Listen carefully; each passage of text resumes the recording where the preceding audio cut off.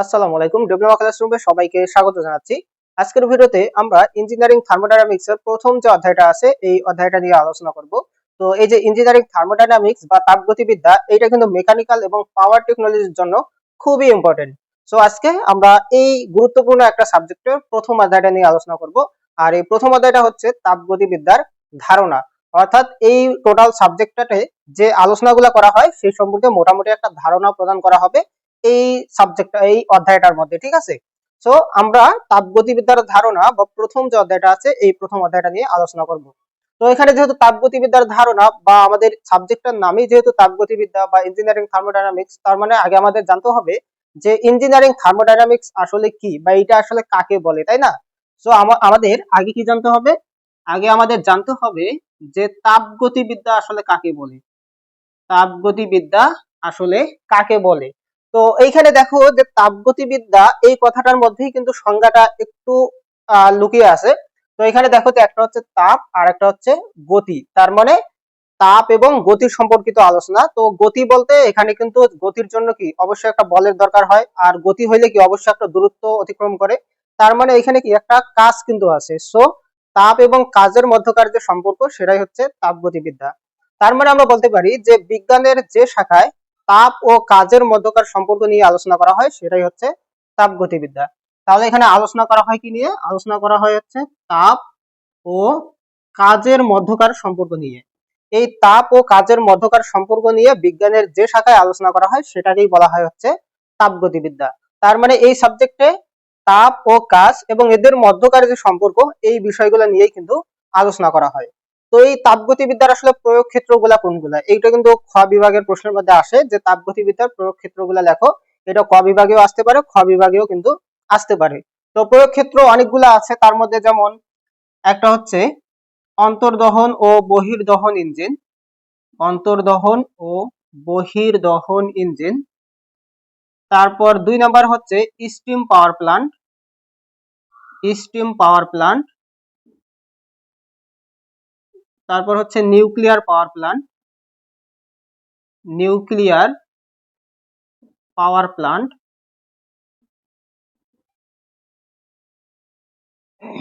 তারপর হচ্ছে refrigeration. Refrigeration. তারপর হচ্ছে এয়ার কন্ডিশনিং। Air conditioning. তারপর হচ্ছে কম্প্রেসর। কম্প্রেসর ইত্যাদি। তো এইরকম বিভিন্ন কিন্তু প্রয়োগ ক্ষেত্র আছে। তো প্রশ্নের যদি কখনো আসে যে প্রয়োগ ক্ষেত্রগুলো লেখো, তো এরকম 5টা লিখলেই কিন্তু হয়ে যাবে। তো এইগুলো হচ্ছে ইঞ্জিনিয়ারিং থার্মোডায়নামিক্স বা তাপগতিবিদ্যার প্রয়োগ ক্ষেত্র। এখন এই সাবজেক্টটা পড়তে গেলে আমাদের আরো কিছু জিনিস জানা দরকার, এখন আমরা সেইগুলো সম্পর্কে জানবো। যেমন শুরুতে আমাদের জানতে হবে যে আবেষ্টনী বা সিস্টেম আসলে কি। তাহলে কি জানতে হবে? আবেষ্টনী বা সিস্টেম। তাহলে আমরা জানবো হচ্ছে আবেষ্টনী। আবেষ্টনী বা সিস্টেম কি। তাহলে আবেষ্টনী বা সিস্টেম বলতে আসলে কি বোঝায়? আবেষ্টনী বলতে কোনো একটা নির্দিষ্ট স্থান বা কোনো একটা জায়গা বা কোনো একটা স্পেসকে বোঝায় যেখানে তাপগতীয় কোনো প্রক্রিয়া সংঘটিত হচ্ছে। তাহলে কি বললাম যে আবেষ্টনী বলতে কোনো একটা স্থান, কোনো একটা জায়গা বা কোনো একটা স্পেসকে বোঝায় যেখানে তাপগতীয় কোনো প্রক্রিয়া সংঘটিত হচ্ছে। যেমন ধরো যে এইখানে যদি আমরা কোনো একটা জায়গা কল্পনা করি, ধরো যে এটা হচ্ছে কোনো একটা জায়গা বা কোনো একটা ক্ষেত্র, তো এর ভেতরে যদি তাপগতীয় কোনো প্রক্রিয়া সংঘটিত হয় তাহলে এই জায়গাটাকে বলা হচ্ছে তাপগতীয় আবেষ্টনী। অর্থাৎ যেই জায়গাটার মধ্যে তাপগতীয় কোনো প্রক্রিয়া সংঘটিত হবে সেটাই হচ্ছে আবেষ্টনী। তো এই আবেষ্টনীর কিন্তু আবার বিভিন্ন ধরনের প্রকারভেদ আছে, তো আমরা সেই প্রকারভেদ গুলা আলোচনা করব। তার আগে এখানে আরো কিছু জিনিস আছে। যেমন এইটা গেল আমাদের আবেষ্টনী। এই আবেষ্টনীর পাশাপাশি আমাদের জানতে হবে পরিপার্শ্ব সম্পর্কে, যে পরিপার্শ্ব জিনিসটা আসলে কি। তাহলে এইটা হচ্ছে আমাদের আবেষ্টনী। তাহলে এই যে জায়গাটুকু, এই জায়গাটুকু হচ্ছে আবেষ্টনী। এখন আসি পরিপার্শ্ব জিনিসটা আসলে কি। পরিপার্শ্ব হচ্ছে এই যে আবেষ্টনীটা আছে এই আবেষ্টনীর বাইরের যা কিছু, তাহলে এইটা হচ্ছে আবেষ্টনী। আর এই যে চারপাশে যা কিছু আছে সেটা তো আবেষ্টনীর বাইরের। তো এখানে আবেষ্টনীর বাইরের যা কিছু এই আবেষ্টনীর ভেতরের তাপগতীয় প্রক্রিয়াটাকে প্রভাবিত করে সেটাই হচ্ছে পরিপার্শ্ব। তাহলে আবেষ্টনীর বাইরে এই যে এইটা হচ্ছে আবেষ্টনী, এর বাইরে এই পুরোটাই হচ্ছে কিন্তু আবেষ্টনীর বাইরে, কিন্তু পুরোটাই কিন্তু পরিপার্শ্ব না। পরিপার্শ্ব কোনটা হবে? এই বাইরের যা কিছু আবেষ্টনীর ভেতরের যে প্রক্রিয়াটা আছে বা তাপগতীয় প্রক্রিয়াটা আছে এইটাকে প্রভাবিত করে, সেটাই হচ্ছে পরিপার্শ্ব। তার মানে এই আবেষ্টনীর বাইরে এটা হচ্ছে পরিপার্শ্ব, এটা হচ্ছে পরিপার্শ্ব। তাহলে পরিপার্শ্ব আমরা কি বলবো? পরিপার্শ্ব হচ্ছে আবেষ্টনীর বাইরের যা কিছু আবেষ্টনীর ভেতরের প্রক্রিয়াটাকে প্রভাবিত করে, সেটাই হচ্ছে পরিপার্শ্ব। এবার এখানে আমাদের আরেকটা জিনিস জানা লাগবে, সেটা হচ্ছে সীমানা। সেটা হচ্ছে সীমানা জিনিসটা আসলে কি। তো সীমানাটা হচ্ছে এই যে এখানে একটা বদ্ধ রেখা আছে, এই যে এইটা পুরোটাই হচ্ছে একটা বদ্ধ রেখা। তো এই বদ্ধ রেখাটা কি করে? এই বদ্ধ রেখাটা এই আবেষ্টনীটাকে পরিপার্শ্ব থেকে কিন্তু আলাদা করে রাখছে। তাহলে এই যে রেখাটা, এই বদ্ধ রেখাটা কি করছে? এই পুরো পরিপার্শ্ব থেকে এই আবেষ্টনীটাকে, মানে ভেতরের যে আবেষ্টনীটা আছে এই আবেষ্টনীটাকে কিন্তু পৃথক করে রাখছে। তো যেই বদ্ধ রেখাটা এই কাজটা করে সেইটাকেই আমরা বলি হচ্ছে সীমানা। তার মানে ভেতরেরটা হচ্ছে আবেষ্টনী, বাইরেরটা হচ্ছে পরিপার্শ্ব, আর এই যে রেখাটা, এই রেখাটা হবে সীমানা। তাহলে এই রেখাটা হবে সীমানা, বা এটাকে আমরা বলতে পারি বাউন্ডারি। আর পরিপার্শ্বটাকে বলতে পারি হচ্ছে সারাউন্ডিংস, আর আবেষ্টনীটাকে আমরা বলতে পারি হচ্ছে সিস্টেম।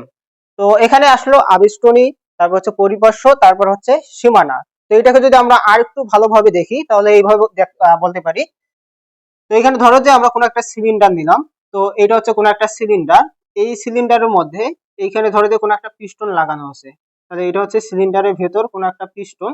তো এই পিস্টনের ভেতরে ধরো যে গ্যাস আছে, এই পিস্টনের ভেতরে আছে গ্যাস। তো এই গ্যাসের ভেতর কিন্তু বিভিন্ন তাপগতীয় প্রক্রিয়া সংঘটিত হয়।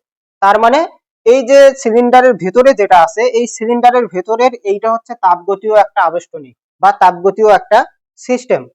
আর এই সিস্টেমের বাইরে, মানে এই যে সিলিন্ডারটা আছে এই সিলিন্ডারের বাইরে যেটা আছে এটা হচ্ছে পরিপার্শ্ব, মানে আবেষ্টনীর বাইরে যেটা সেটা হচ্ছে পরিপার্শ্ব। আর এই যে সিলিন্ডারের যে দেয়ালটা আছে এই সিলিন্ডারের দেয়াল, এইটা হচ্ছে সীমানা, এইটা হচ্ছে সীমানা। আর সিলিন্ডারের ভেতরে যেটা, এই ভেতরেরটা হচ্ছে আবেষ্টনী, ভেতরেরটা হচ্ছে আবেষ্টনী। আর একদম বাইরে যেটা, এই বাইরেরটা হচ্ছে পরিপার্শ্ব, পরিপার্শ্ব। তো এখানে আমরা আবেষ্টনী বুঝলাম, সীমানা বুঝলাম এবং পরিপার্শ্ব বুঝলাম। এখন এই যে আবেষ্টনী এবং পরিপার্শ্ব, এই আবেষ্টনী এবং পরিপার্শ্ব এই টোটালটাকে বলা হয় তাপগতীয় মহাবিশ্ব, তাপগতিবিদ্যার মহাবিশ্ব বা তাপগতিবিদ্যার ইউনিভার্স। তাপগতিবিদ্যার তাপগতিবিদ্যার তাপগতিবিদ্যার ইউনিভার্স, ইউনিভার্স। তাহলে তাপগতিবিদ্যার ইউনিভার্স বা তাপগতীয় ইউনিভার্স বা তাপগতীয় মহাবিশ্ব কাকে বলে? তাপগতীয় মহাবিশ্ব বা তাপগতীয় ইউনিভার্স হচ্ছে আবেষ্টনী, আবেষ্টনী প্লাস হচ্ছে পরিপার্শ্ব, প্লাস হচ্ছে পরিপার্শ্ব। অর্থাৎ আবেষ্টনী এবং পরিপার্শ্বের সমষ্টিকেই মূলত বলা হয় তাপগতিবিদ্যার ইউনিভার্স বা তাপগতিবিদ্যার মহাবিশ্ব। তো আমরা পরিপার্শ্ব, আবেষ্টনী এবং সীমানা সম্পর্কে জানলাম। এবার আমরা আবেষ্টনীর প্রকারভেদ এবং কোন আবেষ্টনী কাকে বলে সেই সম্পর্কে জানবো, কারণ এই আবেষ্টনী কাকে বলে এবং আবেষ্টনীর প্রকারভেদ গুলো আলোচনা করো, এটা কিন্তু গ বিভাগের মধ্যে আসে, মানে রচনামূলক প্রশ্নের মধ্যে আসে। তো আমরা এখন এইটা আলোচনা করব। তো এখানে দেখো যে আবেষ্টনীটাকে আমরা চারটা ভাগে ভাগ করতে পারি। তাহলে কয় ভাগে ভাগ করতে পারি? আবেষ্টনীকে আমরা চার ভাগে ভাগ করতে পারি। সেই চারটা ভাগের মধ্যে এখানে দেখো যে প্রথমটা হচ্ছে খোলা আবেষ্টনী। তাহলে প্রথমটা কি? খোলা আবেষ্টনী। খোলা আবেষ্টনী এটাকে আমরা বলতে পারি হচ্ছে ওপেন সিস্টেম, এটা হচ্ছে ওপেন সিস্টেম, এটা এক নাম্বার। তারপর দুই নাম্বার হচ্ছে বদ্ধ আবেষ্টনী, দুই নাম্বার হচ্ছে বদ্ধ আবেষ্টনী, যেটাকে আমরা বলতে পারি ক্লোজ সিস্টেম, যেটা হচ্ছে ক্লোজ সিস্টেম। তারপর তিন নাম্বার হচ্ছে বিচ্ছিন্ন আবেষ্টনী, তিন নাম্বার হচ্ছে বিচ্ছিন্ন আবেষ্টনী, বিচ্ছিন্ন আবেষ্টনী, যেটাকে আমরা বলতে পারি আইসোলেটেড সিস্টেম, আইসোলেটেড সিস্টেম। তারপর চার নাম্বার যেটা, সেটা হচ্ছে রুদ্ধতাপীয় আবেষ্টনী, চার নাম্বার হচ্ছে রুদ্ধতাপীয় আবেষ্টনী। তো এই রুদ্ধতাপীয় আবেষ্টনীটাকে আমরা বলতে পারি হচ্ছে adiabatic, adiabatic system, adiabatic system. So এখানে দেখো যে এই আবেষ্টনীটাকে এই টোটাল চারটা ভাগে ভাগ করা হয়। তো এখন আমরা প্রত্যেকটা আবেষ্টনী সম্পর্কে জানবো যে খোলা আবেষ্টনী কাকে বলে এবং এর বৈশিষ্ট্যগুলা কি, তারপর হচ্ছে বদ্ধ আবেষ্টনী কাকে বলে এবং এর বৈশিষ্ট্যগুলা কি। তো এরকম আমরা চারটা সম্পর্কেই কিন্তু আলোচনা করব। তো প্রথমে দেখো যে খোলা আবেষ্টনী, তাহলে প্রথমে 1 নম্বরে যেটা সেটা হচ্ছে খোলা আবেষ্টনী। তাহলে খোলা আবেষ্টনী, তো এই খোলা আবেষ্টনীটা আসলে কি? যে আবেষ্টনীর মধ্যে তাপ, কাচ এবং ভর এই তিনটাই সীমানা অতিক্রম করবে সেটাই হচ্ছে খোলা আবেষ্টনী। তাহলে দেখো যে খোলা আবেষ্টনীর ক্ষেত্রে কি বললাম, খোলা আবেষ্টনীটা হচ্ছে সেই আবেষ্টনী যেখানে তাপ, কাচ এবং ভর এই তিনটাই কিন্তু সীমানা অতিক্রম করবে, সেটা হচ্ছে কি খোলা আবেষ্টনী। তাহলে সেটা কি রকম দেখো, যে আমরা যদি একটা খোলা পাত্রের মধ্যে, তাহলে ধরো যে এটা হচ্ছে একটা খোলা পাত্র, তো এই খোলা পাত্রের মধ্যে যদি পানি নেই, তো ধরো যে এখানে পানি নিলাম একটা খোলা পাত্রের মধ্যে, তো এখন যদি এইটাকে তাপ প্রয়োগ করা হয়, তো ধরো আমরা এটাকে কি করতেছি, তাপ প্রয়োগ করতেছি। তো যখন তাপ প্রয়োগ করব, তো এই আবেষ্টনীটার মধ্যে দেখো যে এই যে ভেতরে, এই ভেতরেটা হচ্ছে আবেষ্টনী, তারপর এইটা হচ্ছে তোমার বাউন্ডারি বা সীমানা, আর বাইরের যা কিছু আছে সেটা হচ্ছে কি পরিবেশ। তো এখানে দেখো যে এইটা হচ্ছে সীমানা বা বাউন্ডারি। তো যখন আমরা এখানে তাপ প্রয়োগ করব এই আবেষ্টনীটার মধ্যে, তখন তাপ কি করবে, এই সীমানা অতিক্রম করে কিন্তু এই ভেতরে প্রবেশ করবে। তার মানে এখানে কি করে দেখো, যে খোলা আবেষ্টনীর বৈশিষ্ট্যের মধ্যে 1 নম্বরে হচ্ছে তাপ। তাপ কি করবে, সীমানা অতিক্রম করবে। তাহলে সীমানা অতিক্রম করে, তাহলে বৈশিষ্ট্যের মধ্যে কি আসলো, তাপ সীমানা অতিক্রম করে। এরপর 2 নম্বর যেটা, 2 নম্বরটা হচ্ছে দেখো যে যখন আমরা এখানে তাপ দেব, এই পানি কি তাপ কিন্তু গ্রহণ করবে। সো যখন তাপ গ্রহণ করবে, তো এই পানির মধ্যে কিছু পানি কিন্তু বাষ্পে পরিণত হবে, তো বাষ্পে পরিণত হয়ে কি উড়ে যাবে। তার মানে কিছু পানি বাষ্পে পরিণত হয়ে উড়ে যাবে। সো এই যে কিছু পানি যখন উড়ে যাবে, তখন পূর্বে পানির ভর যতটুকু ছিল, পরবর্তীতে কি পানির ভর ততটুকু থাকবে? কারণ এখানে যতটুকু পানি ছিল তার মধ্যে কিছু পানি কিন্তু উড়ে গেছে। সো এখানে পানির ভর কিন্তু নির্দিষ্ট থাকবে না, অর্থাৎ পানির ভরও কি করবে, সীমানা অতিক্রম করবে। সো এখানে আমরা বলতে পারি 2 নম্বরে যে ভর সীমানা অতিক্রম করে, ভর সীমানা অতিক্রম করে, বা আমরা বলতে পারি যে ভর স্থির নয়। তাহলে ভর কি করে, সীমানা অতিক্রম করে। তাহলে এটা হচ্ছে 2 নম্বর বৈশিষ্ট্য। এরপর দেখো যে যখন এই যে পানিটা উপরে দিকে উড়ে যায়, তার মানে এখানে কি একটা কাচ কিন্তু সংগঠিত হচ্ছে। তো এখানে কাচ কি করবে, সীমানা অতিক্রম করবে। এখানে দেখো যে এই যে সীমানা হচ্ছে ধরো যে এতটুকু পর্যন্ত, তো যখন এখানে পানির ভরগুলো উপরের দিকে উড়ে যাবে বা পানিগুলো উপরের দিকে উড়ে যাবে, তো তখন এখানে কিন্তু কাজও সীমানা অতিক্রম করে। তার মানে 3 নম্বরে যেটা হবে সেটা হচ্ছে কাজ সীমানা অতিক্রম করে, কাজ সীমানা অতিক্রম করে। তাহলে এখানে কি করলো, কাজ কিন্তু সীমানা অতিক্রম করলো। তার মানে এখানে 3টা আমরা বৈশিষ্ট্য পাইলাম, যে তাপ সীমানা অতিক্রম করে, ভর সীমানা অতিক্রম করে এবং কাজ সীমানা অতিক্রম করে। তার মানে আমরা সংজ্ঞাটা এইভাবে দিতে পারি যে যে আবেষ্টনীতে তাপ, কাজ এবং ভর সীমানা অতিক্রম করে তাকে খোলা আবেষ্টনী বলে। এরপর আমরা আরো একটা বৈশিষ্ট্য দিতে পারি, এখানে দেখো যে পানিগুলো বাষ্প হয়ে উড়ে যাচ্ছে, মানে এটার কি ফ্লো হচ্ছে বা প্রবাহ হচ্ছে। তার মানে আমরা এটাকে বলতে পারি ফ্লো সিস্টেম। তাহলে এটাকে আমরা কি বলতে পারি, ফ্লো সিস্টেম বলতে পারি, কারণ এইটার কি হয়, প্রবাহ হয়। তো যেহেতু এটার প্রবাহ হয়, তার মানে এটাকে আমরা বলতে পারি হচ্ছে ফ্লো সিস্টেম। তাহলে এটাকে খোলা আবেষ্টনীও বলা যায়, আবার ফ্লো সিস্টেমও বলা যায়। সো খোলা আবেষ্টনীর এইগুলাই হচ্ছে বৈশিষ্ট্য। এরপর আমরা জানবো বদ্ধ আবেষ্টনী সম্পর্কে। তাহলে এরপর আমরা জানবো বদ্ধ আবেষ্টনী কাকে বলে এবং বদ্ধ আবেষ্টনীর আসলে বৈশিষ্ট্যগুলা কি কি। তাহলে পরে আলোচনাটা হচ্ছে বদ্ধ আবেষ্টনী নিয়ে। তাহলে 2 নম্বরে বদ্ধ আবেষ্টনী, বদ্ধ আবেষ্টনী। তো এই বদ্ধ আবেষ্টনীটা আসলে কাকে বলে, যে আবেষ্টনীর মধ্যে তাপ ও কাচ সীমানা অতিক্রম করে কিন্তু ভর স্থির থাকে, অর্থাৎ ভরের কোনো সীমানা অতিক্রম করে না। তাহলে কি বললাম, যে যে আবেষ্টনীর মধ্যে তাপ ও কাচ সীমানা অতিক্রম করে কিন্তু ভর কি করে, ভর স্থির থাকে, অর্থাৎ ভরের কোনো পরিবর্তন হয় না, সেইটাই হচ্ছে বদ্ধ আবেষ্টনী। সেটা কিরকম দেখো, যে আমরা যদি কোনো একটা সিলিন্ডার নেই, তাহলে আমরা কি করব, কোনো একটা সিলিন্ডার নেব। তো এই সিলিন্ডারের মধ্যে ধরে যে এটা আমরা কোনো একটা সিলিন্ডার নিলাম, তো এই সিলিন্ডারের মধ্যে ধরে যে এখানে একটা পিস্টন লাগানো আছে, তাহলে এটা পিস্টন নিলাম। তো এটা কি, এটা হচ্ছে পিস্টন লাগানো, আর এই পিস্টনের মধ্যে ধরে যে এখানে একটা কানেক্টিং রড লাগানো আছে। তো এর ভেতরে কি থাকবে, এর ভেতরে অবশ্যই ধরে যে কোনো গ্যাসীয় কণা থাকবে। এর ভেতরে কি থাকবে, কোনো গ্যাসীয় কণা বা গ্যাসীয় পদার্থ, বা এখানে তরল পদার্থও কিন্তু থাকতে পারে। তো এখানে দেখো যে এই যে পিস্টনটা আছে, এই পিস্টনটা শুধুমাত্র উপরে নিচে ওঠানামা করতে পারবে। তাহলে এটা কি করতে পারবে? উপরে নিচে কিন্তু উঠানামা করতে পারবে। তো এখানে পিস্টনটা উপরে নিচে উঠানামা করতে পারবে, ঠিক আছে, বাট এই পিস্টন ভেদ করে ভেতরের কোনো পদার্থ কিন্তু বাইরে যেতে পারবে না। তো যখন ভেতরের কোনো কণা বাইরে যেতে পারবে না, তখন আসলে কি হয় দেখো, যে আমরা যখন এখানে তাপ দেব, যখন আমরা এটাকে তাপ দেব, তো তখন তাপটা কিন্তু এই ভেতরে প্রবেশ করবে। তার মানে কি, তাপ সীমানা অতিক্রম করে। তাহলে প্রথম বৈশিষ্ট্য হচ্ছে তাপ কি করে? তাপ সীমানা অতিক্রম করে।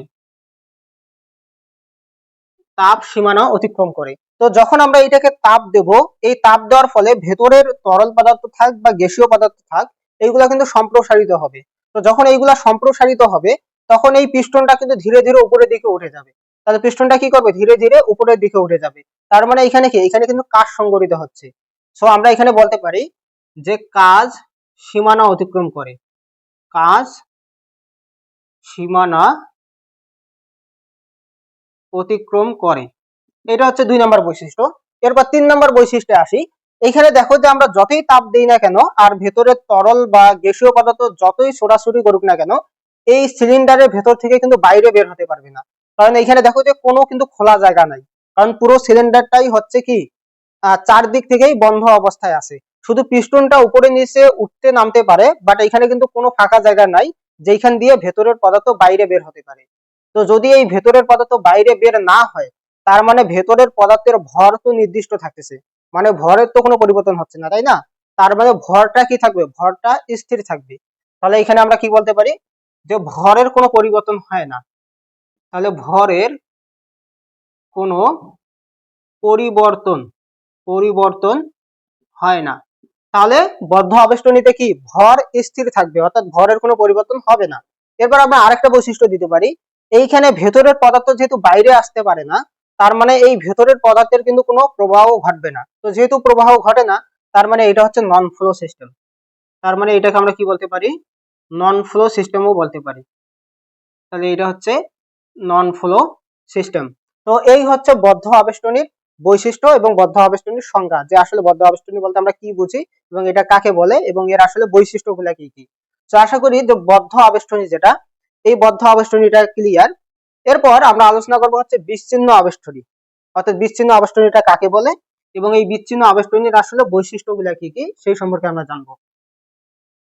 তাহলে বিচ্ছিন্ন আবেষ্টনীটা দেখো যে কি। এরপর 3 নম্বর যেটা, 3 নম্বরটা হচ্ছে বিচ্ছিন্ন আবেষ্টনী। বিচ্ছিন্ন আবেষ্টনী। তো বিচ্ছিন্ন আবেষ্টনীটা হচ্ছে সেই আবেষ্টনী, যেই আবেষ্টনীর মধ্যে তাপ, কাজ, ভর কোনোটাই কিন্তু সীমানা অতিক্রম করবে না, অর্থাৎ কোনোটারই কিন্তু পরিবর্তন হবে না, সেটাই হচ্ছে বিচ্ছিন্ন আবেষ্টনী। তাহলে সেটা কিরকম আমরা একটু দেখে নিই। তো ধরো যে কোনো একটা বোতলের মধ্যে বা কোনো একটা জারের মধ্যে যদি আমরা কোনো পদার্থ রাখি, তো ধরো যে এটা হচ্ছে কোনো একটা পদার্থ, না ধরো যে কোনো একটা পাত্র বা এটা ধরো যে কোনো একটা বোতল, তো এই বোতলের মধ্যে ধরো যে এখানে তরল পদার্থ রাখা আছে। তাহলে এখানে কি রাখা আছে? এখানে তরল পদার্থ রাখা আছে এবং এই যে মুখটা, বোতলের যে মুখটা, এই মুখটা ধরো যে বন্ধ অবস্থায় আছে। তাহলে এটা কি? এটা বন্ধ অবস্থায় আছে। সেইটা যদি বন্ধ অবস্থায় থাকে, তো সাধারণভাবে এখানে কি ঘটতে পারে দেখো, যে সাধারণভাবে এখানে যদি আমরা তাপ দেই, তাপটা কিন্তু ভেতরে প্রবেশ করবে। তার মানে এইখানে কি, তাপের কিন্তু প্রবাহ ঘটতেছে। বাট যদি এমন হয় যে এইখানে ধরো যে আমরা বাইরে থেকে কোনো কিছু দ্বারা এইটাকে ধরো যে পরিবেশ থেকে পৃথক করে রাখলাম, তাহলে এটাকে কি করলাম? পরিবেশ থেকে পৃথক করে রাখলাম। এই চারপাশের, এই চারপাশটা হচ্ছে কি একটা পরিপার্শ্ব। তো আমরা এই পরিপার্শ্ব থেকে এইটাকে কি করছি? পৃথক করে রাখছি এবং এমন একটা পদার্থ দ্বারা পৃথক করে রাখছি যার ভেতর দিয়ে তাপের কোনো আদান প্রদান ঘটে না। তার মানে কি, তাপের কোনো আদান প্রদান ঘটে না। তাহলে বাইরের তাপ ভেতরে প্রবেশ করতে পারবে না, আবার এই ভেতরের তাপ কিন্তু বাইরে বের হয়ে যেতে পারবে না। তাহলে যখন তাপ ভেতরে প্রবেশ করবে না, আবার ভেতরের তাপ যখন বাইরে যেতে পারবে না, তার মানে এইখানে কি তাপের কোনো আদান প্রদান ঘটবে? ঘটবে না। তার মানে এখানে আমরা বলতে পারি যে তাপ সীমানা অতিক্রম করে না। তাহলে তাপ সীমানা অতিক্রম করে না, এটা হচ্ছে একটা বৈশিষ্ট্য। তাহলে এখানে কি তাপ সীমানা অতিক্রম করতেছে? করতেছে না। এখানে কি আছে দেখো, যে এই ভেতরে যে আবেষ্টনীটা আছে, এই আবেষ্টনীটা এমন কোন একটা পদার্থ দ্বারা পুরো পরিবেশ থেকে কিন্তু আলাদা করা আছে। বিচ্ছিন্ন মানে কি? বিচ্ছিন্ন মানে আলাদা করে রাখা। তার মানে এইটা কি পরিবেশ থেকে আলাদা করা অবস্থায় আছে। সো এখানে ভেতর থেকে তাপ বাইরে যাবে না এবং বাইরে থেকে তাপ কিন্তু ভেতরে আসবে না। তাহলে এখানে কি তাপের আদান প্রদান ঘটবে? ঘটবে না। সো এটা হচ্ছে একটা বৈশিষ্ট্য। এরপর দেখো যে এইখানে যদি তাপের আদান প্রদান না ঘটে, অর্থাৎ তাপ যদি ভেতরে না যায় বা বাইরে ভেতরে তাপ যদি বাইরে না আসে, তাহলে এখানে কি কোনো কাজ সংঘটিত হবে? কোনো কাজ কিন্তু সংঘটিত হবে না। তার মানে এইখানে কাজ সীমানা অতিক্রম করে না, সীমানা অতিক্রম করে না। তাহলে এখানে কি করে না? কাজ সীমানা অতিক্রম করে না। এরপর আসি ভরের ক্ষেত্রে। তো এইখানে দেখো যে বোতলের এই মুখটা কিন্তু বন্ধ। তো বোতলের যদি মুখটা বন্ধ থাকে, তাহলে এর ভেতরের যে পদার্থগুলো আছে এগুলা কি বাইরে বের হতে পারবে? বাইরে বের হতে পারবে না। তার মানে এর ভরের কি কোনো পরিবর্তন হবে? হবে না। তো এখানে আমরা 3 নম্বর বৈশিষ্ট্য দিতে পারি যে ভর সীমানা অতিক্রম করে না, ভর সীমানা অতিক্রম করে না। তাহলে এই হচ্ছে 3টা বৈশিষ্ট্য। এটা কার? এটা হচ্ছে আইসোলেটেড বা বিচ্ছিন্ন আবেষ্টনীর ক্ষেত্রে। এইরকম আমরা বাস্তবে কি ব্যবহার করি? বাস্তবে আমরা ব্যবহার করি হচ্ছে থার্মোফ্লাক্স। থার্মোফ্লাক্স। তো এই থার্মোফ্লাক্সের মধ্যে কি হয় দেখো, থার্মোফ্লাক্সের মধ্যে যখন পানি রাখা হয়, এই থার্মোফ্লাক্সটা এমন একটা পদার্থের তৈরি যেই পদার্থ ভেদ করে বাইরের পরিবেশের তাপ ভেতরে প্রবেশ করতে পারে না এবং ভেতরের তাপটা বাইরে বের হতে পারে না। তো এর কারণে কিন্তু এর ভেতরে যদি আমরা পানি রাখি বা চা রাখি, সেটা কি দীর্ঘক্ষণ কিন্তু গরম অবস্থায় থাকে, কারণ এর ভেতরে তাপের কোনো আদান প্রদান ঘটে না। সো থার্মোফ্লাক্সে মূলত এই যে তোমার বিচ্ছিন্ন আবেষ্টনী, এই বিচ্ছিন্ন আবেষ্টনীটা কাজে লাগানো হয়। সো আমরা বিচ্ছিন্ন আবেষ্টনী কাকে বলতে পারি? যেই আবেষ্টনীর মধ্যে তাপ, কাজ, ভর কোনোটাই সীমানা অতিক্রম করে না, সেটাই হচ্ছে বিচ্ছিন্ন আবেষ্টনী, অর্থাৎ সবকিছু থেকে যেটা বিচ্ছিন্ন অবস্থায় থাকে। তো আশা করি বিচ্ছিন্ন আবেষ্টনীটা সবার ক্লিয়ার। এখন আমরা আলোচনা করব রুদ্ধতাপীয় আবেষ্টনী, অর্থাৎ রুদ্ধতাপীয় আবেষ্টনীটা কাকে বলে এবং এর বৈশিষ্ট্যগুলো আসলে কি কি, সবকিছু নিয়ে আমরা আলোচনা করব। তাহলে এবার হচ্ছে 4 নম্বর যেটা, তাহলে 4 নম্বরে কি আছে? 4 নম্বরটা হচ্ছে রুদ্ধতাপীয়, রুদ্ধতাপীয় আবেষ্টনী, রুদ্ধতাপীয় আবেষ্টনী। সো এখানে রুদ্ধতাপীয় আবেষ্টনীটা দেখো, রুদ্ধতাপীয় প্রক্রিয়া কিন্তু তোমরা ফিজিক্স 2 এ পড়ে আসছো। ফিজিক্স 2 এ ছিল রুদ্ধতাপীয় বলতে কি বোঝায়? তাপের কোনো আদান প্রদান ঘটবে না, অর্থাৎ এখানে কি তাপের কোনো আদান প্রদান ঘটবে না, সেটাই হচ্ছে কি রুদ্ধতাপীয় প্রক্রিয়া। তো এখন আমরা জানবো যে রুদ্ধতাপীয় সিস্টেমটা আসলে কি, রুদ্ধতাপীয় আবেষ্টনীতে আসলে কি হয়। রুদ্ধতাপীয় আবেষ্টনী হচ্ছে সেই আবেষ্টনী যেখানে তাপ ও ভরের কোনো পরিবর্তন হয় না, বাট এখানে কাজের কিন্তু পরিবর্তন হয় বা কাজের কি আদান প্রদান হয়। এইটাই হচ্ছে কি রুদ্ধতাপীয় সিস্টেম। এখানে কি হবে? এখানে তাপের আদান প্রদান হবে না, এখানে ভরের আদান প্রদান হবে না, বাট এইখানে কি হবে? এখানে কাজের আদান প্রদান হবে বা এখানে কাজের পরিবর্তন হবে। এইটাই হচ্ছে কি রুদ্ধতাপীয়। যেমন ধরো আমরা এর আগে যে সিলিন্ডারটা দেখলাম, এর আগে আমরা যে একটা সিলিন্ডার নিয়ে আলোচনা করছিলাম, তো এই সিলিন্ডারে এইখানে ধরো যে একটা পিস্টন লাগানো আছে, এইখানে ধরো যে একটা পিস্টন লাগানো আছে, এইখানে কি আছে? পিস্টন লাগানো আছে। তো এই সিলিন্ডারের ভিতরে এখানে যদি কোনো পদার্থ রাখা হয় এবং বাইরে থেকে যদি তাপ প্রয়োগ করা হয়, তাহলে আমরা তখন কি করছিলাম? বাইরে থেকে কিন্তু তাপ প্রয়োগ করছিলাম। সো যখন তাপ প্রয়োগ করছিলাম তখন তাপটা ভেতরে প্রবেশ করছিল, তার মানে এখানে তাপের আদান প্রদান ঘটছিল। তো যখন তাপের আদান প্রদান ঘটবে তখন আমরা করছিলাম তো ওইটা হচ্ছে বদ্ধ আবেষ্টনী, কারণ এর ভেতর থেকে পদার্থ বাইরে যেতে পারে না, বাট এখানে কি হয়? এখানে তাপের আদান প্রদান হয় এবং এখানে কাজ কিন্তু সংঘটিত হয়। তার মানে এইটা পড়ছিলাম হচ্ছে বদ্ধ আবেষ্টনীর ক্ষেত্রে। বাট রুদ্ধতাপীয় আবেষ্টনীতে আসলে কি হবে? রুদ্ধতাপীয় আবেষ্টনীতে এই সেম কাজ থাকবে, শুধুমাত্র এইখানে তাপের কোনো আদান প্রদান ঘটবে না।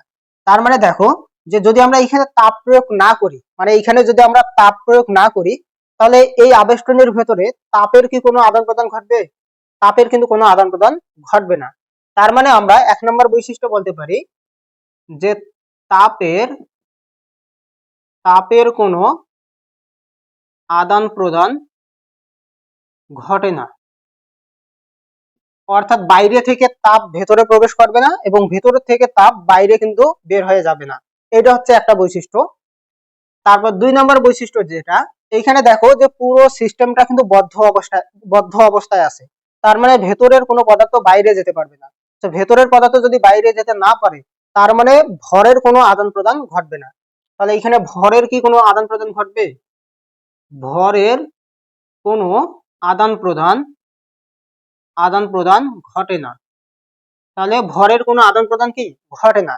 এরপর 3 নম্বর বৈশিষ্ট্যটা দেখো, এর ভেতরের যে পদার্থের কণাগুলো আছে সেটা তরল হোক বা গ্যাসীয় হোক, এর এই কণাগুলার কিন্তু অন্তস্থ শক্তি আছে। এই অন্তস্থ শক্তির কারণে এই পিস্টনটা কিন্তু উপরে নিচে উঠানামা করতে পারবে। তাহলে পিস্টনটা কি উপরে নিচে উঠানামা করতে পারবে, সেটা কার কারণে? এর ভেতরের মানে এই পদার্থগুলোর অন্তস্থ শক্তির কারণে। তার মানে যেহেতু পিস্টনটা উপরে নিচে উঠানামা করে, তার মানে এখানে অবশ্যই কি কাজের কিন্তু আদান প্রদান হয়। তাহলে এখানে কি হয়? কাজের আদান প্রদান হয়। সো এখানে আমরা বলতে পারি যে কাজের আদান প্রদান হয়, কাজের আদান প্রদান ঘটে। সো যখন কাজের আদান প্রদান ঘটবে তখন এটা হচ্ছে একটা কি তোমার রুদ্ধতাপীয় আবেষ্টনী। তাহলে রুদ্ধতাপীয় আবেষ্টনী আমরা কাকে বলতে পারি? রুদ্ধতাপীয় আবেষ্টনী হচ্ছে সেই আবেষ্টনী যেখানে তাপের কোনো আদান প্রদান ঘটে না, ভরের কোনো আদান প্রদান ঘটে না, কিন্তু কাজের আদান প্রদান ঘটে। এটাই হচ্ছে কি রুদ্ধতাপীয় আবেষ্টনী।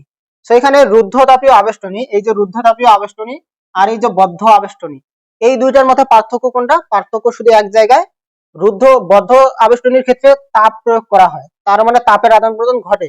বাট রুদ্ধতাপীয়র ক্ষেত্রে এই জায়গায় কিন্তু তাপ প্রয়োগ করা হয় না। তো যখন তাপ প্রয়োগ করা হয় না, তার মানে তাপেরও কিন্তু কোনো আদান প্রদান ঘটে না।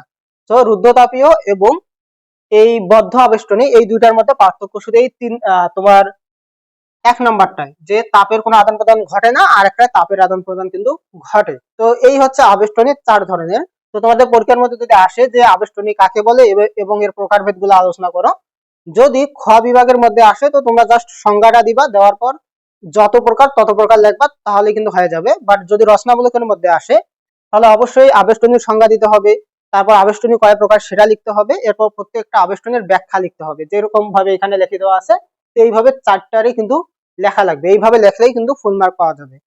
সে এই হচ্ছে আবেষ্টনী নিয়ে আলোচনা। এরপর আমরা দেখি যে আরো কিছু আলোচনা করা লাগবে এই অধ্যায়ের মধ্যে। যেমন তাপগতীয় অবস্থা আছে, মানে আবেষ্টনীর অবস্থা আছে, তারপর হচ্ছে তাপগতীয় স্থানাঙ্ক আছে, তারপর হচ্ছে প্রত্যাবর্তী চক্র, অপ্রত্যাবর্তী চক্র, এইগুলো আলোচনা করা লাগবে। এইগুলো আলোচনা করলেই কিন্তু অধ্যায়টার সবকিছুই আলোচনা করা শেষ হয়ে যাবে এবং এইগুলা থেকেই কিন্তু প্রশ্ন আসবে। ঠিক আছে, এখন দেখো যে আমরা কিছু বিষয় নিয়ে আলোচনা করি, যেমন হচ্ছে তাপগতীয় স্থানাঙ্ক। তাপগতীয় স্থানাঙ্ক, তো এই তাপগতীয় স্থানাঙ্ক বিষয়টা আসলে কি? আমরা কোন সিলিন্ডারের ভেতরের যে গ্যাসীয় পদার্থ থাকে এইগুলার যদি আমরা অবস্থা ব্যাখ্যা করতে চাই, মানে ভেতরে গ্যাসটা আসলে কোন অবস্থায় আছে, তো এই অবস্থাটা প্রকাশ করার জন্য কিছু রাশির কিন্তু দরকার হয়। যেমন ধরো যে এইটা হচ্ছে কোন একটা আবেষ্টনী, তো এইটা কি, এইটা হচ্ছে কোন একটা আবেষ্টনী। তাহলে এইটা হচ্ছে কোন একটা আবেষ্টনী, এর ভেতরে ধরো যে গ্যাসীয় পদার্থ রাখা আছে, এর ভেতরে কি আছে? গ্যাসীয় পদার্থ রাখা আছে। তো এই গ্যাসীয় পদার্থগুলো আসলে কোন অবস্থায় আছে, সেটা বেশি তাপমাত্রায় আছে নাকি কম তাপমাত্রায় আছে, কি রকম চাপের মধ্যে আছে, এই অবস্থাটা ব্যাখ্যা করার জন্য কিছু রাশির দরকার হয়। যেমন আমরা যদি এই যে এটা হচ্ছে একটা আবেষ্টনী, এই আবেষ্টনীর যদি আমরা অবস্থা ব্যাখ্যা করতে চাই তাহলে কিছু রাশির দরকার হয়। এই রাশিগুলা হচ্ছে, একটা হচ্ছে তাপমাত্রা, একটা হচ্ছে তাপমাত্রা। তো তাপমাত্রাটাকে আমরা অন্যভাবে বলতে পারি, আমরা প্রথমে আগে দিই যে চাপ, মানে এখানে চাপ আসলে কতটুকু। তাহলে চাপ মানে হচ্ছে পির মানটা জানা লাগবে। তারপর 2 নম্বর হচ্ছে অন্তস্থ শক্তি, 2 নম্বর হচ্ছে অন্তস্থ শক্তি, মানে এর অন্তস্থ শক্তি আসলে কতটুকু, যেটাকে আমরা ইউ দ্বারা প্রকাশ করতে পারি বা ডেল ইউ দ্বারা প্রকাশ করতে পারি। এই অন্তস্থ শক্তিটার কিন্তু দরকার আছে। তারপর 3 নম্বরে আমাদের যেটা দরকার, এই 3 নম্বরটা হচ্ছে তাপমাত্রা। 3 নম্বরটা হচ্ছে তাপমাত্রা। তো এই তাপমাত্রাটাকে আমরা প্রকাশ করি হচ্ছে টি দ্বারা। এই তাপমাত্রা সম্পর্কে জানতে হবে। তারপর 4 নম্বর আমাদের আরো একটা জিনিস আমরা বলতে পারি, এই 4 নম্বরটার দেখো যে প্রথমে গেল চাপ, তারপর হচ্ছে অন্তস্থ শক্তি, তারপর হচ্ছে তাপমাত্রা, এরপর হচ্ছে আয়তন, এরপর হচ্ছে আয়তন। তো এই যে 4টা রাশি, এই 4টা রাশি দ্বারা কিন্তু আমরা এই আবেষ্টনীর অবস্থাটা ব্যাখ্যা করতে পারি। তাহলে একটা আবেষ্টনীর অবস্থা ব্যাখ্যা করার জন্য যেই রাশিগুলা দরকার হয়, এই রাশিগুলাকেই বলা হয় তাপগতীয় স্থানাঙ্ক। তার মানে পি হচ্ছে একটা তাপগতীয় স্থানাঙ্ক, ইউ হচ্ছে একটা তাপগতীয় স্থানাঙ্ক, টি হচ্ছে একটা তাপগতীয় স্থানাঙ্ক, ভি হচ্ছে একটা তাপগতীয় স্থানাঙ্ক। এবার তাপগতীয় অবস্থাটা আসলে কাকে বলে? এই যে তাপগতীয় স্থানাঙ্কগুলো আছে না, এই তাপগতীয় স্থানাঙ্ক দ্বারা যদি কোনো আবেষ্টনীর অবস্থা প্রকাশ করা হয় তখন তাকে বলা হয় ওই আবেষ্টনীর তাপগতীয় অবস্থা। সো আমি তোমাদেরকে আসলে বোঝাতে পারলাম যে তাপগতীয় স্থানাঙ্ক জিনিসটা কি এবং তাপগতীয় অবস্থাটা আসলে কি। এরপর আমাদের আরো কিছু জিনিস সম্পর্কে জানতে হবে, আমরা সেইগুলো একটু আলোচনা করে নেই। যেমন হচ্ছে প্রত্যাবর্তী চক্র এবং অপ্রত্যাবর্তী চক্র। তাহলে আরো দুইটা জিনিস সম্পর্কে জানতে হবে, একটা হচ্ছে প্রত্যাবর্তী চক্র, প্রত্যাবর্তী চক্র, আর একটা হচ্ছে অপ্রত্যাবর্তী চক্র, অপ্রত্যাবর্তী চক্র। তো এই দুইটা সম্পর্কে জানলেই কিন্তু আমাদের অধ্যায়টা শেষ। আচ্ছা, প্রথমে আসি প্রত্যাবর্তী চক্রটা আসলে কি। প্রত্যাবর্তী চক্রটা হচ্ছে কোন চক্র যদি বিপরীতমুখী ভাবে পুনরায় ফিরে আসতে পারে বা পুনরায় প্রত্যাবর্তন করতে পারে, সেই চক্রটাকেই আমরা বলতে পারি হচ্ছে প্রত্যাবর্তী চক্র। তাহলে কি বললাম, যে কোন প্রক্রিয়া বা কোন চক্র যদি বিপরীতমুখী ভাবে পুনরায় প্রত্যাবর্তন করতে পারে এবং কোনরূপ শক্তির অপচয় ছাড়া যদি সেটা ঘটে, তাহলে তখন সেটাকে আমরা বলতে পারি হচ্ছে প্রত্যাবর্তী চক্র। সেটা কিরকম দেখো, ধরো যে আমরা একটা বরফ খণ্ড নিলাম, তাহলে আমরা একটা কোনো পাত্রের মধ্যে, পাত্রটা অবশ্যই এখানে বন্ধ অবস্থায় থাকতে হবে। তো ধরো যে কোনো একটা বন্ধ অবস্থার পাত্রে আমরা এখানে যদি বরফ নিই, তাহলে এখানে ধরো যে 500 গ্রাম বরফ নিলাম, তাহলে কি নিলাম, 500 গ্রাম বরফ নিলাম। তো এই বরফ নেওয়ার পর আমরা যদি এখানে তাপ প্রয়োগ করি, তো ধরো যে আমরা এখানে তাপ প্রয়োগ করলাম হচ্ছে কিউ ইজ ইকুয়াল হচ্ছে ধরো যে 200 জুল তাপ প্রয়োগ করলাম। তো এই 200 জুল তাপ প্রয়োগ করার পর এটা অবশ্যই কি পানিতে কিন্তু পরিণত হবে। তো ধরো যে এটা পানিতে রূপান্তরিত হলো, তাহলে এটা কিসে পরিণত হলো, পানিতে পরিণত হলো। এবং এখানে অবশ্যই পাত্রটা কি বদ্ধ অবস্থায় আছে। তো এখানে যে পানিটা আমার তৈরি হলো, এই পানির ভরও হচ্ছে 500 গ্রাম। তাহলে এখানে বরফের ভর ছিল 500 গ্রাম, পানির ভরও কত হইলো, 500 গ্রাম কিন্তু হইলো। তাহলে এই যে বরফ থেকে পানিতে যে রূপান্তরিত হইলো, এই বরফ থেকে পানিতে রূপান্তরিত হওয়ার সময় এখানে কি ঘটছে, এখানে কি বরফের কিন্তু গলন ঘটছে। তাহলে এখানে কি ঘটছে, বরফের গলন ঘটছে। এই যে বরফটা যখন গলে পানিতে পরিণত হইলো, তখন তাপের দরকার কত ছিল, তাপের দরকার ছিল হচ্ছে 200 ডিগ্রি সেলসিয়াস, বাট তাপের দরকার ছিল 200 জুল। এখন এই পানিটাকে যদি আমরা পুনরায় বরফে পরিণত করতে চাই, তাহলে পানিটাকে আমরা পুনরায় কি করব, বরফে পরিণত করব। এই বরফে পরিণত করতে গেলে কি করতে হবে, এই পানি থেকে তাপটা কিন্তু সরে নিতে হবে। সো পানি থেকে যদি আমরা তাপটা সরে নেই এবং ঠিক 200 জুল তাপ যদি আমরা সরে নেই, এই সরে নেওয়ার পর যদি সেটা পুনরায় এই 500 গ্রামের বরফে পরিণত হয়, তাহলে আমরা এটাকে বলতে পারি প্রত্যাবর্তী চক্র। অর্থাৎ যে অবস্থায় ছিল ওই অবস্থায় আবার ফিরে আসছে এবং এখানে কিন্তু তাপের কোনো বা শক্তির কোনো অপচয় ঘটে নাই। এইটা হচ্ছে প্রত্যাবর্তী চক্র। তাহলে এখানে দেখো যে আমরা 200 জুল তাপ শক্তি দিছি, এই দেওয়ার ফলে সেটা পানিতে পরিণত হয়েছে। এরপর ওই 200 জুল তাপ শক্তি আবার ফিরিয়ে নিয়েছি, আবার দেখো যে আগের অবস্থায় ফিরে আসছে। সো তাপ শক্তি বা কোনো শক্তির অপচয় ছাড়া যদি পুনরায় আগের অবস্থায় ফিরে আসতে পারে, তাহলে তখন ওইটাকে আমরা বলতে পারি হচ্ছে প্রত্যাবর্তী চক্র। এখন আসি যে অপ্রত্যাবর্তী চক্রটা আসলে কি। সো কোনো চক্র যদি পুনরায় আগের অবস্থায় বিপরীতমুখী ভাবে ফিরে আসতে না পারে, সেটাই হচ্ছে অপ্রত্যাবর্তী চক্র। তাহলে অপ্রত্যাবর্তী চক্র কি বললাম, যে কোনো চক্র বা কোনো প্রক্রিয়া যদি পুনরায় আগের অবস্থায় ফিরে আসতে না পারে, সেটাই হচ্ছে অপ্রত্যাবর্তী চক্র। যেমন ধরো যে আমরা যদি কিছু কাঠের দণ্ডকে যদি আমরা পোড়াই, তাহলে এখানে ধরো যে এইগুলো হচ্ছে কিছু কাঠের দণ্ড। তাহলে আমরা কি করব, আমরা কিছু কাঠের দণ্ডকে যদি আগুন দিয়ে যদি পুড়িয়ে ফেলি, তাহলে এইগুলা ধরো যে কাঠের দণ্ড। তো এই কাঠের দণ্ডগুলাকে যদি আমরা আগুন দিই, তাহলে আগুন দিলে কি হবে, কাঠের দণ্ডগুলো কি পুড়ে যাবে। তাহলে এই দিকে ছিল হচ্ছে কাঠ, এইদিকে ছিল কাঠ। তো যখন আমরা আগুন দিছি, আগুন দেওয়ার পর এইদিকে নিশ্চয়ই পুড়ে পুড়ে কি হবে, পুড়ে পুড়ে কিন্তু ছাইয়ে পরিণত হবে। তাহলে কিসে পরিণত হবে, ছাইয়ে পরিণত হবে। তো এই ছাই থেকে পুনরায় কি কাঠে ফিরে আসা যাবে, কাঠে কি ফিরে আনা যাবে, যাবে না। তার মানে এইখানে যে প্রক্রিয়াটা ঘটলো বা যে চক্রটা ঘটলো, এইটা হচ্ছে অপ্রত্যাবর্তী চক্র। অর্থাৎ যে চক্রে পুনরায় আগের অবস্থায় ফিরে আসা যায় না, সেটাই হচ্ছে অপ্রত্যাবর্তী চক্র। সো আজকের এই ভিডিওতে এই অধ্যায়টা নিয়ে যা কিছু আলোচনা করা হলো, এইখান থেকে কিন্তু পরীক্ষার মধ্যে 4 মার্ক থাকতে পারে বা 8 মার্কও কিন্তু থাকতে পারে। আর যতটুকু আলোচনা করা হয়েছে এইখান থেকেই কিন্তু প্রশ্ন আসবে। তো আজকে এই পর্যন্ত, দেখা হবে পরবর্তী অধ্যায়ের পরবর্তী ক্লাসে।